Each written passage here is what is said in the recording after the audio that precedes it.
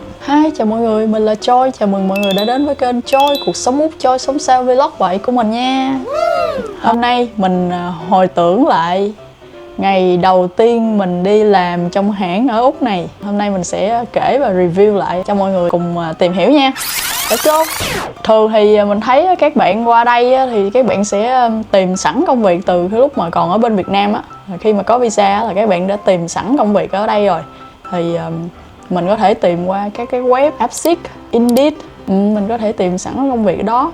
Thì những cái công việc lao động phổ thông, công việc tay chân á thì thường là Úc ít chịu làm, nên là cái hãng luôn trong cái tình trạng gọi là thiếu nguồn nhân lực á, nên là mình cũng dễ dàng apply, mình cũng dễ dàng xin được những cái job đó hơn.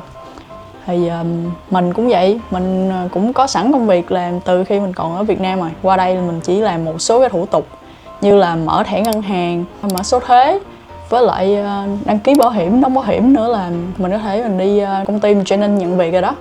Cái ngày đầu tiên mình đi làm á, cảm giác cũng là đi làm công ty, nhưng mà mình ngồi xe hơi mình đi làm nó cũng khác lắm mọi người. Cảm giác cũng thích lắm, cảm giác nó nhẹ nhàng, mà đường xá thì rất là thông thoáng luôn, mát mẻ thông thoáng, mà mình ngồi xe đỡ nắng bụi rồi đó, mình cũng thích nữa. Nếu mà mình ở Việt Nam, mình làm công nhân ở Việt Nam thì cũng không biết tới bao giờ mới được đi xe hơi mình đi làm nữa. Mình khá là thích đi xe hơi vì nó mát mẻ, thoải mái. Mình tới công ty, mình được sub dắt vô cho một bạn người Indo training cho mình. Thì trong cái chỗ mình làm là có người Nhật cũng có, Hàn cũng có, Indo, Philippines, Trung Quốc cũng nhiều, Úc thì ít người Úc lắm, khoảng 20-30% gì đó là người Úc thôi. Thì cái điều mà làm mình rất là ngạc nhiên ở đây đó là cái tốc độ làm việc á. Tốc độ làm việc phải nói là cực kỳ nhanh luôn mọi người. Tại vì mình làm trên dây chuyền mà, cái dây chuyền nó chạy, cái hàng nó chạy tới đâu mình phải làm, mình đứng ngay công đoạn đó mình phải làm thôi, mình phải làm này rồi tiếp con hàng chạy tới mình làm tiếp vậy đó. Nó cứ liên tục luôn tay luôn chân. Công việc phải nói là hiệu suất làm việc cao, thì lúc nào cũng luôn tay luôn chân, lúc nào cũng phải tập trung vô công việc mình làm hết, nó rất là nhanh. Thì mình làm xong tới cái giờ mà được break á, giờ được nghỉ giữa giờ á, thì mình làm ca chiều thì cái giờ nghỉ giữa giờ đó nó cũng là khoảng 6 giờ mấy, thì cũng rơi vào cái giờ cơm chiều của mình nè, mình ra ăn cơm. Cái thời gian mà đi ra ngoài mở mấy cái đồ bảo hộ rồi của mình ra rồi mình đi xuống cái nhà ăn á, là đi lên đi xuống là hết 10 phút rồi. Thì mà cái giờ break của mình được có 20 phút à, mình ăn chỉ có 10 phút thôi, là cứ xuống tới nhà ăn lấy cái túi cơm, mở túi cơm ra ăn, là cứ răng hàm miệng hoạt động hết công suất, giờ ăn giờ nhìn đồng hồ, không biết là lúc đó đang đói hay đang no hay như thế nào, mà cứ tới giờ là xuống ăn thôi, ăn trong vòng 10 phút.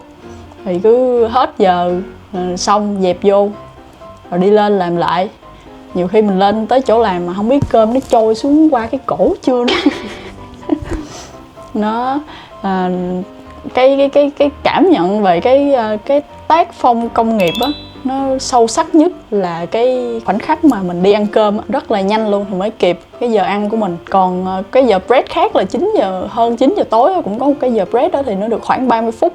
Giờ tối đó thì mình chỉ ăn nhẹ thôi, nó qua cái giờ cơm chiều rồi, nên là giờ tối đó thì cũng hơi thư thả xíu, có thời gian đi toilet đồ hơn xíu gì đó. Nhưng mà giờ đó thì mình ăn nhẹ thôi, mình lên làm lại. Thì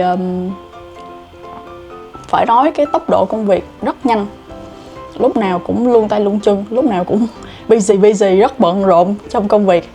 Rồi xong rồi tới cái giờ về á, mọi người cũng rất là phải gọi là sẵn sàng hết. Cứ con hàng cuối cùng, tại mình làm dây chuyền mà, con hàng cuối cùng chạy tới chỗ mình thì mình được về thôi. Đó, là cứ tới đó là mọi người đã chuẩn bị đâu đó xong hết rồi. Tới đó là cứ ra về thôi. Là mình thấy mình chậm khoảng chừng 1 phút thôi là thấy trong xưởng là chắc còn có mình luôn á. Phải nói là cái tác phong công nghiệp rất là nhanh luôn. Mình thấy thường á, các bạn trẻ thì sẽ chọn làm ở hãng giống như mình.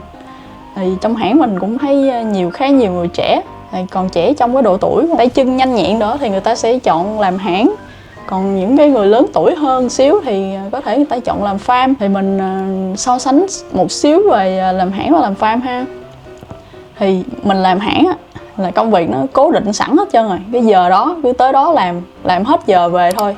Còn làm farm thì mình phải tùy thuộc theo mùa màng nè, có mùa không, mùa nóng mùa lạnh, nóng cũng phải làm, lạnh quá cũng phải làm, thì mình phải thích nghi được theo cái thời tiết á, cái khí hậu á nó như nào. Có khi mình làm farm mà còn phải tùy thuộc vô cái sản lượng, cái năng suất của cái vườn đó nữa. Có năm mùa màng người ta trúng á, nhiều trái á, thì mình dễ hái, mình dễ có sản lượng hơn.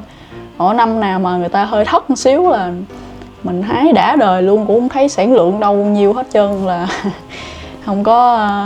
Mọi người ở Việt Nam mọi người hay kiểu nghĩ qua đây vừa đi làm vừa hái trái cây chiêu chơi, vừa hái hoa bắt bướm gì đó rồi ngày kiếm 400-500 đô gì là không có đâu nha. Cái này sự thật, người thật việc thật ở đây chia sẻ, người ta tính theo sản lượng á. Tưởng tượng đi, 1 ký đó chỉ có mấy chục sen thôi à, thì mình một ngày mình phải làm bao nhiêu trăm ký, bao nhiêu ngàn ký thì mình mới được 200-300 đô một ngày, là chắc phải làm 10 tiếng á. Thì đó là cái mình đang tính cái trung bình thôi. Còn những người mà làm giỏi hơn thì hoàn toàn có thể 400-500 một ngày, nhưng mà phải nói là cực lắm á, và làm cũng kinh nghiệm thâm niên lắm mới được số tiền đó, số tiền lương đó, chứ không phải dễ kiếm nha. Đó là mình thấy như vậy. Rồi về cái ngày nghỉ thì mình hồi đó mình đi học cấp 3, mình học từ thứ 2 tới thứ 7. Mình nhìn em mình á, mình thấy trời ơi sao nó học cấp 1, nó đi học tuần chỉ có 5 ngày thôi, sướng quá, ước gì mình được như nó. Thì bây giờ khi mình qua Úc, mình đi làm một tuần 5 ngày thôi, mình được nghỉ 2 ngày thứ 7 và chủ nhật. Ôi thật là sướng. Ngoài 2 ngày nghỉ đó ra thì mình sẽ còn có cái gọi là annual leave, làm phép năm á, giống như phép năm vậy đó. Nghỉ cái đó thì mình phải book, phải xin trước khoảng 6 tháng thì được khoảng 4 tuần. Mình được 4 tuần phép năm và 2 tuần cái gọi là sick leave, nghỉ bệnh á, nữa là 6 tuần rồi. Ngoài ra thì cũng còn đâu đó khoảng hơn 10 ngày nghỉ, ngày nghỉ lễ public khác ở đây á. Giống như thứ 2 tuần tới là thứ 2 đầu tiên của tháng 10 mình được nghỉ làm, là do ngày đó là cái ngày lao động ở Úc nè. Mình cũng được nghỉ, là tuần này mình sẽ có một cái long weekend, mình sẽ được nghỉ thứ 7 chủ nhật và thứ 2 luôn. Và tất nhiên những ngày nghỉ lễ đó mình vẫn được lãnh lương bình thường nhưng không đi làm. Đó là cái hay ở đây. Thì còn về chi tiết về lương thì mình cũng có chia sẻ tập trước rồi. 4 giờ lương thì mình có thể đi shop, mình mua đồ ăn được 1 tuần. Mình làm 1 ngày mình có thể trả tiền thuê nhà được 1 tuần. Còn lại là dư. Đó là mình chỉ tính cái mức phí cơ bản nhất thôi nha. Mình chưa tính các phí ăn chơi hay là party các kiểu nha, mình chưa tính thôi nha. Cái đó có dư nhiều hay dư ít là còn tùy thuộc vào cái đó đó. Thông tin tới mọi người về công việc làm hãng là như thế nào. Mong mọi người, nhớ những ai đang tìm hiểu về con đường đi Úc đó thì sẽ có thêm cái nhìn về công việc làm này. Mình thì mình sẽ làm vlog với cái tiêu chí là đúng như cái tên YouTube của mình thôi, Choi cuộc sống Úc, Choi sống xa vlog vậy. Mình sống như thế nào thì mình sẽ chia sẻ lại những cái gì đó bằng cái sự hiểu biết của mình, cái cảm nhận cá nhân của mình thôi. Thì mong mọi người có thêm một thông tin để mọi người tham khảo hơn nha. Nếu mọi người thấy video này hay thì mọi người hãy like và subscribe mình để giúp mình sớm đạt tới cột mốc đầu tiên, đó là cột mốc 1.000 người đăng ký nha. Cảm ơn mọi người nhiều lắm. Tạm biệt mọi người. Và mình là Choi cuộc sống Úc. Xin chào và hẹn gặp lại. Bye bye.